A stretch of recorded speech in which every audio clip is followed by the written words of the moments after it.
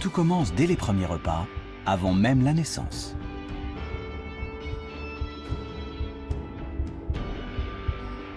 Le cerveau se construit pendant la grossesse. Son fonctionnement plus tard dépend de la manière dont il aura été nourri et de ce que la mère aura avalé pendant 9 mois.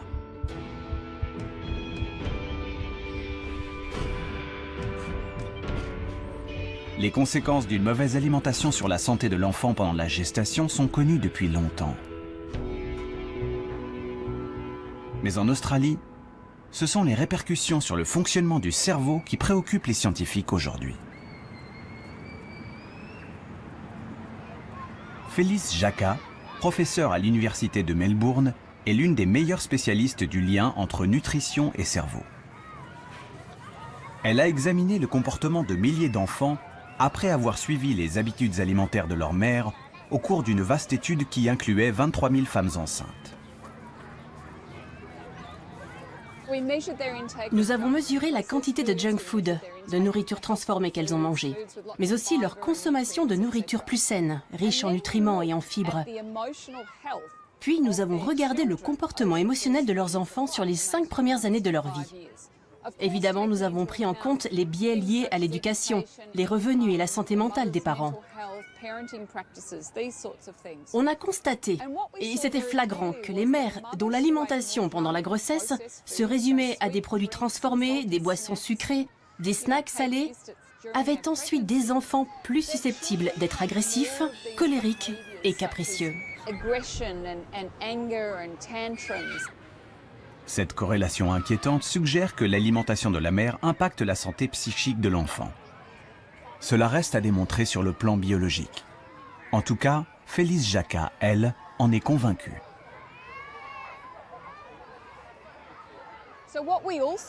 Cette étude norvégienne nous a aussi permis de découvrir que l'alimentation de l'enfant comptait autant que celle de la mère. Trop de malbouffe et trop peu d'aliments sains génèrent plus de comportements colériques et agressifs, mais aussi plus de tristesse, d'anxiété, d'inquiétude et de cauchemars. Depuis, les conclusions du professeur Jacka ont été confirmées par des études menées en Espagne, aux Pays-Bas et au Canada. Il existe un lien entre la qualité de l'alimentation et les problèmes d'humeur chez les enfants. Mais quelle en est la nature? De quelle façon la nourriture vient-elle interférer avec le fonctionnement des neurones? Les excès de gras et de sucre sont désormais dans le collimateur des scientifiques qui travaillent sur le cerveau. Les excès, mais aussi les carences.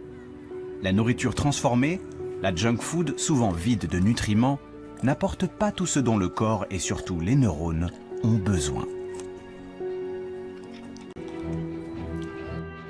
Le cerveau, c'est l'organe après le tissu adipeux le plus riche en acides gras polyinsaturés, qu'on appelle aussi oméga 3. Donc ces oméga 3, ils sont indispensables, c'est-à-dire que comme l'organisme ne peut pas les fabriquer, il faut qu'on les mange, donc on va les trouver dans l'alimentation. Les poissons gras, les abats, les huiles végétales, les graines comme les noix ou les amandes ont longtemps été les principales sources d'oméga 3 pour l'homme. Des aliments qui se sont raréfiés dans la cuisine des pays industrialisés.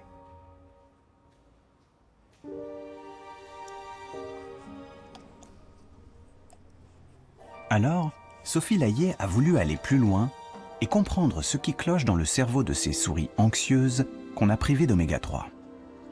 Elle a examiné leurs neurones de très près. Et sous le microscope, des anomalies apparaissent clairement. Ici, les neurones ont une arborisation, c'est-à-dire tous ces prolongements qui est réduite en situation de carence alimentaire en oméga 3.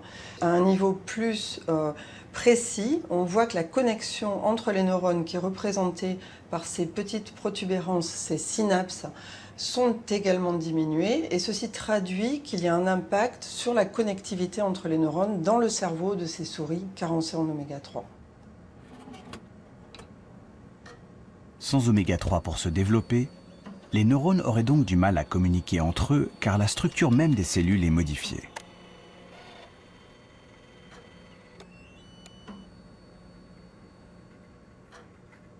Les oméga 3 que l'on consomme vont rentrer dans le cerveau et s'incorporer dans les membranes des neurones. Et lorsqu'ils s'incorporent, ils vont donner une flexibilité à cette membrane des neurones plus importante et permettre une meilleure connexion de ces neurones entre eux. La quantité d'oméga 3 qui pénètre dans le cerveau est cruciale pour rendre les cellules cérébrales plus efficaces. Car lorsque ces acides gras s'incorporent aux membranes, ils en améliorent les propriétés électriques. Dans les neurones riches en oméga 3, le signal se propage plus vite. Le réseau est plus efficace. Priver le cerveau d'oméga 3, c'est donc prendre le risque qu'il fonctionne moins bien. La population générale est carencée en oméga 3. On a des apports insuffisants en oméga 3. Donc c'est important d'y veiller, de faire attention, surtout dans les périodes particulières, comme la période développementale, qui est cette période où les oméga 3 s'incorporent massivement dans le cerveau. Également l'adolescence, parce que l'adolescence est une période particulière de changement alimentaire. Et puis également au cours du vieillissement, où l'incorporation dans le cerveau des oméga 3 a tendance à être moins efficace. Donc il faut augmenter la prise oméga 3. Première règle pour qu'un cerveau tourne à plein régime donc, éviter les carences. Mais encore faut-il que les bons nutriments soient accessibles, qu'une alimentation variée soit disponible. Que se passe-t-il pour les neurones quand les repas sont pauvres et surtout toujours les mêmes? Le grand hamster qui a longtemps prospéré ici dans la plaine d'Alsace en fait aujourd'hui la douloureuse expérience. Depuis les années 60, on observe un déclin de cette population de hamsters qui est au bord de l'extinction aujourd'hui. Et en même temps, ce qu'on a vu, c'est une augmentation de la surface agricole cultivée en maïs. Carolina Bolt s'est donc demandé si l'effondrement de la population était lié à la surabondance soudaine de maïs. Elle a donc fait une expérience de laboratoire en nourrissant le hamster exclusivement avec cette céréale. On a observé pendant la reproduction des troubles du comportement chez les femelles qui se traduisaient par une hyperagressivité, une hypersensibilité dès qu'il y avait un bruit dans la pièce.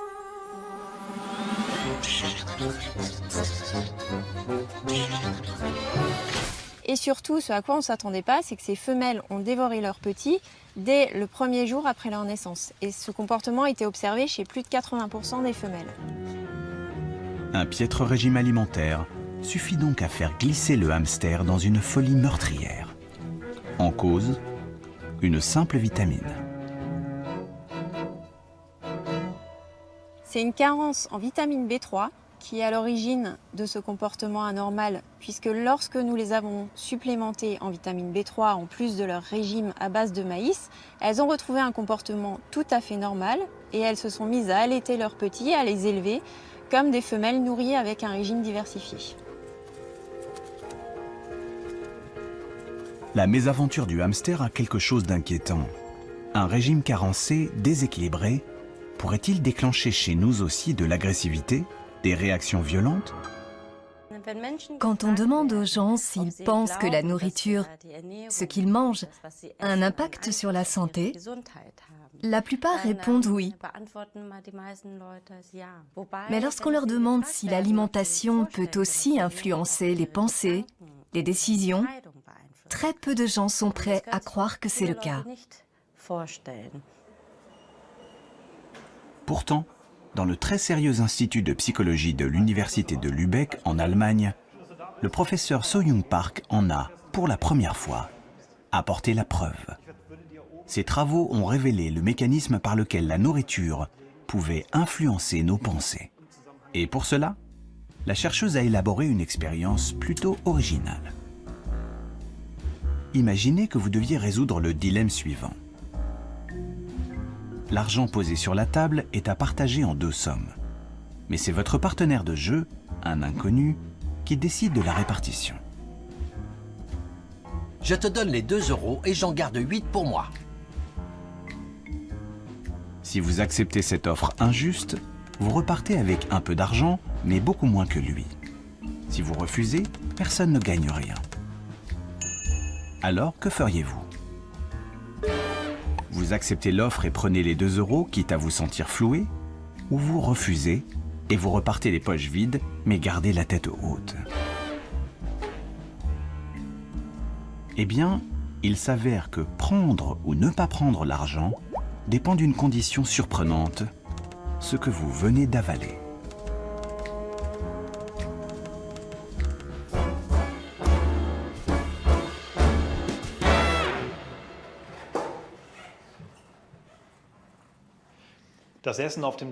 Nous vous avons préparé un petit déjeuner. La seule consigne à respecter, c'est de tout manger. Je reviens plus tard pour la partie comportementale. Bon appétit.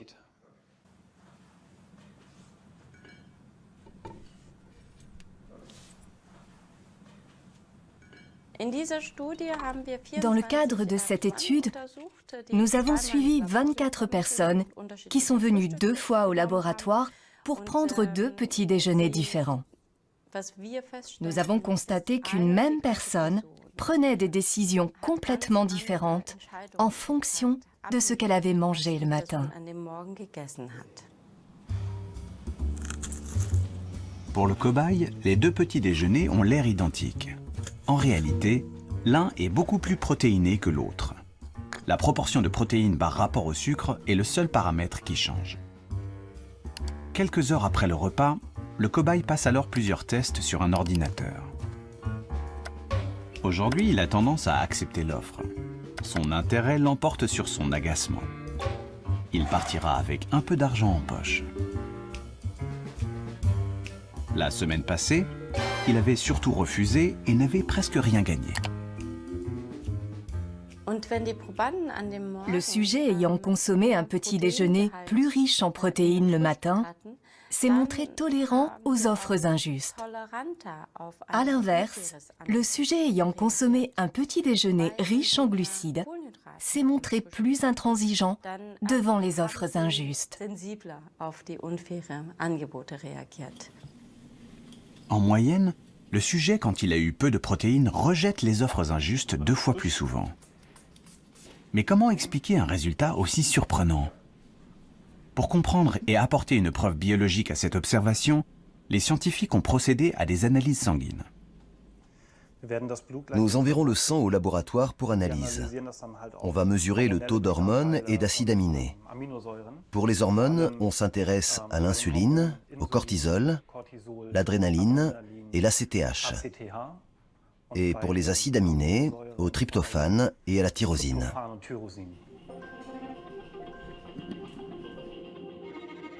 Dans cette liste, le plus important, c'est la tyrosine. C'est un acide aminé qui entre dans la composition d'une protéine très importante pour le fonctionnement du cerveau, la dopamine. Cette molécule assure la communication entre les neurones, impliqués dans la motivation et la prise de risque.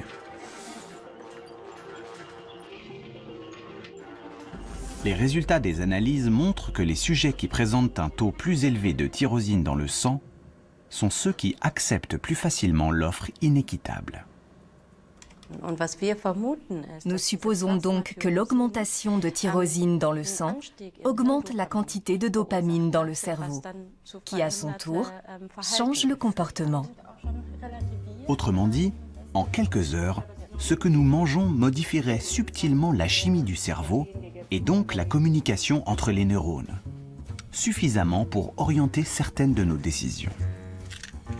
À l'Institut de psychologie de Lübeck, les expériences se poursuivent pour confirmer ce résultat, car il s'agit d'une première et les implications sont nombreuses. Dans la mesure où nous mangeons 3 fois par jour, chaque jour, nous réalisons que la nourriture possède un immense pouvoir, celui de modifier et de modeler l'homme. Il est donc indispensable de réfléchir à la manière dont nous pouvons nous servir de l'alimentation pour favoriser notre bien-être ou optimiser notre état mental. Entre les carences alimentaires qui ramollissent le cerveau, perturbent les humeurs, et le menu qui interfère avec les décisions du quotidien, il est de plus en plus clair que l'alimentation joue un rôle prépondérant dans notre vie psychique.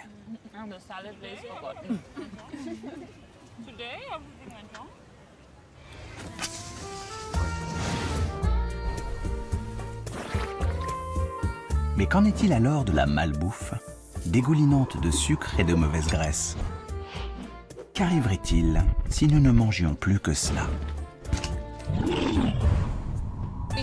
On a par exemple mis en évidence qu'il existait un lien entre l'alimentation et la taille de l'hippocampe, mais aussi avec celle de la matière grise ou de la matière blanche. Des études d'intervention commencent aussi à sortir. Elles montrent que 4 jours d'un régime à base de malbouffe suffisent à altérer les fonctions cognitives qui dépendent de l'hippocampe.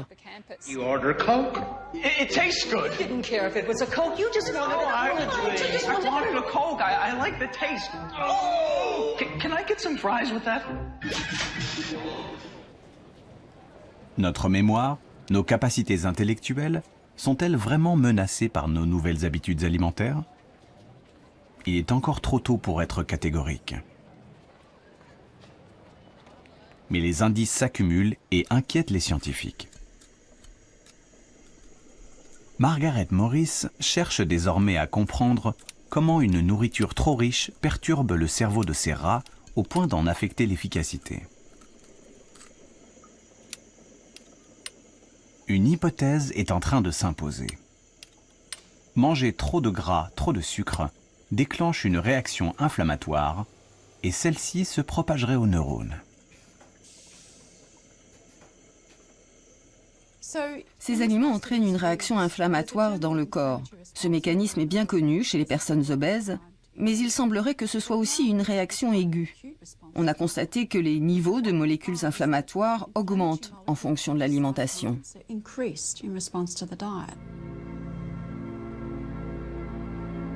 Une alimentation trop riche déboussole le système immunitaire. Il s'affole et déclenche une réaction inflammatoire, en particulier dans les tissus graisseux. Nos masses grasses libèrent des molécules qui propagent ensuite cette inflammation dans tout le corps. On pensait les neurones épargnés par le phénomène, bien à l'abri derrière la barrière hémato-encéphalique.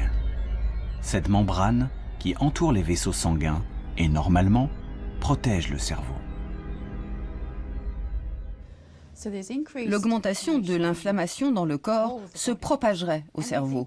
La raison en est que la barrière hémato-encéphalique, qui protège normalement le cerveau des molécules inflammatoires, peut être détériorée par l'alimentation et devenir poreuse.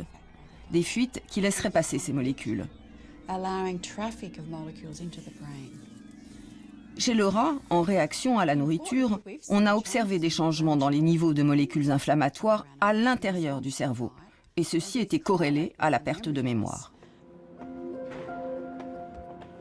L'inflammation qui s'infiltre dans les méninges déclencherait alors un phénomène particulièrement surprenant.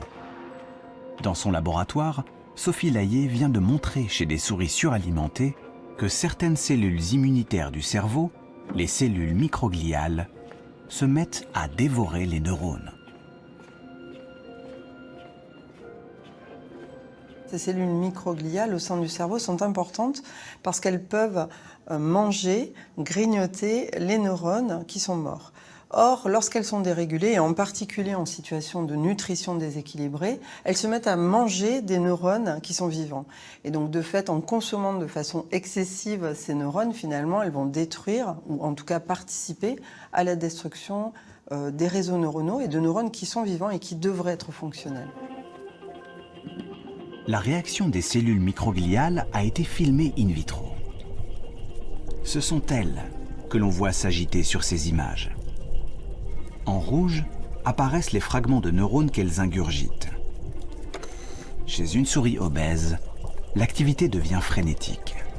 Ce phénomène, au cœur des neurones, est aujourd'hui suspecté de nuire significativement au bon fonctionnement du cerveau.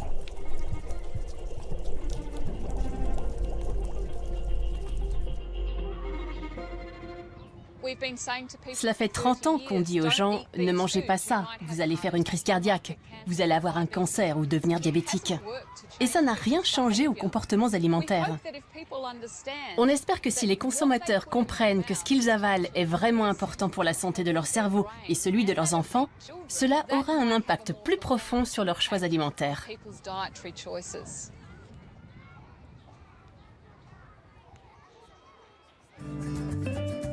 Prendre conscience que certaines habitudes alimentaires nuisent au cerveau est une chose. Mais comment résister aux tentations? Les envies sont souvent les plus fortes. La malbouffe, surtout le sucre, le glucose, nous pousse sans cesse sur la mauvaise pente. Le sucre, accusé de manipulation, de mener nos neurones par le bout du nez. Lorsque vous prélevez des bactéries sur des souris anxieuses et que vous les transplantez à des souris normales, le niveau d'anxiété de ces dernières augmente et vice-versa. Lorsque vous prenez des bactéries chez des souris sereines, vous pouvez normaliser le stress des souris anxieuses. Les scientifiques commencent même à comprendre comment ces bactéries dialoguent avec les neurones.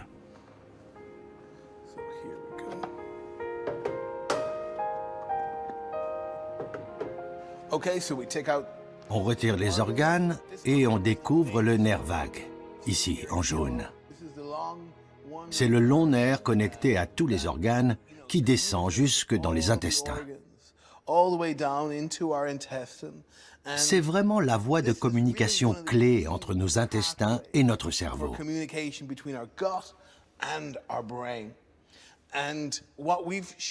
Avec des collègues canadiens, il y a quelques années, nous avons montré sur la souris que si l'on coupe le nerf vague, tous les effets liés à certaines bactéries disparaissent. Ceci montre bien que le nerf vague est une voie de communication clé entre les intestins et le cerveau.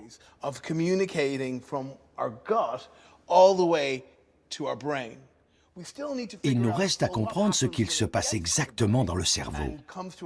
Nous devons découvrir comment les signaux activent les zones cérébrales qui contrôlent des comportements complexes comme le comportement alimentaire.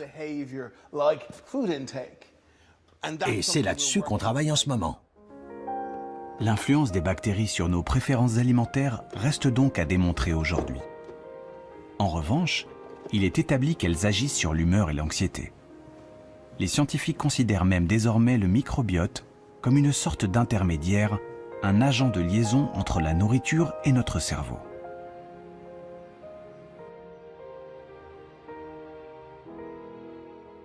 Le principal facteur qui influence la flore intestinale, c'est la nourriture que nous consommons. La diversité de l'alimentation est essentielle. De notre naissance à notre mort, elle détermine la composition du microbiote. On commence tout juste à se rendre compte de l'influence de ce que nous mangeons sur la composition de nos bactéries, et donc de l'importance de notre alimentation dans ce qui se passe dans notre cerveau. Notre bien-être dépend donc, entre autres, de celui de notre microbiote. Un bon régime pour notre humeur est un régime qui convient d'abord aux bactéries de nos intestins. Ce constat a fait naître l'idée de se servir de l'alimentation pour cajoler son cerveau et ménager sa santé mentale. Et là, c'est le fameux régime méditerranéen qui a séduit les scientifiques. Le régime méditerranéen est très riche en végétaux. Beaucoup de verdure, beaucoup de légumes, mais aussi des fruits. Un autre élément important, les légumineuses, comme les haricots, les lentilles et les pois chiches. Également les noix et les graines, le poisson et bien sûr l'huile d'olive. L'huile d'olive est une composante très importante du régime méditerranéen. On pense que cette variété alimentaire permet une plus grande diversité du microbiote qui vit dans nos intestins. Le lien entre cette diversité au sein des intestins et une bonne santé a été mis en évidence.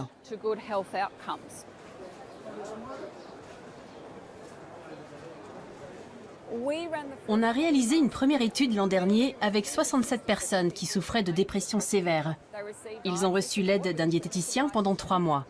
À la fin, on a à nouveau évalué leurs symptômes. On a constaté que l'amélioration de la dépression était corrélée au changement de l'alimentation. Ceux qui ont adopté au mieux le régime méditerranéen sont ceux dont les symptômes ont le plus reculé.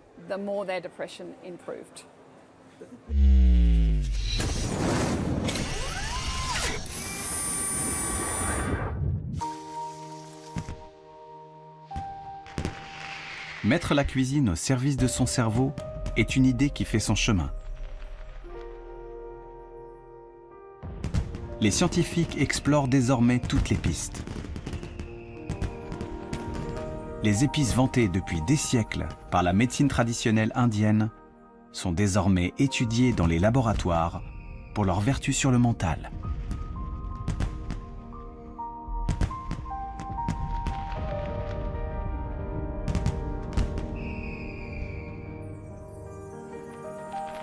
Les fruits rouges nourrissent aussi de grandes attentes.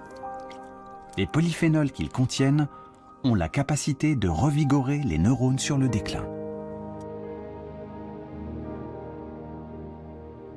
Ces polyphénols, en particulier ceux des fruits rouges, il se trouve que lorsqu'on les donne à des souris âgées, on a pu observer que leur déclin cognitif est amélioré. C'est-à-dire que ces animaux sont protégés vis-à-vis des troubles de la mémoire qu'ils peuvent avoir. Et ceci nous a conduit à faire un essai chez l'homme, et en l'occurrence une étude très récente qui a été menée chez plus de 200 sujets qui avaient 65 ans et plus et qui étaient sains, mais qui ont un déclin normal, on va dire, se retrouvent protégés lorsqu'ils consomment des doses importantes de polyphénol.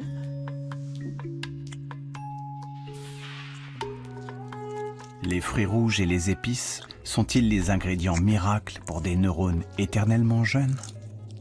Il est encore prématuré de le dire. La science commence à peine à découvrir les secrets de cette relation inattendue entre l'alimentation et le cerveau. Le menu idéal pour nos méninges reste largement un mystère aujourd'hui. Mais un régime diversifié, équilibré, qui boude la nourriture transformée, le sucre, et qui favorise les fruits et les légumes, semble à ce jour la meilleure recette pour préserver au mieux ses facultés mentales.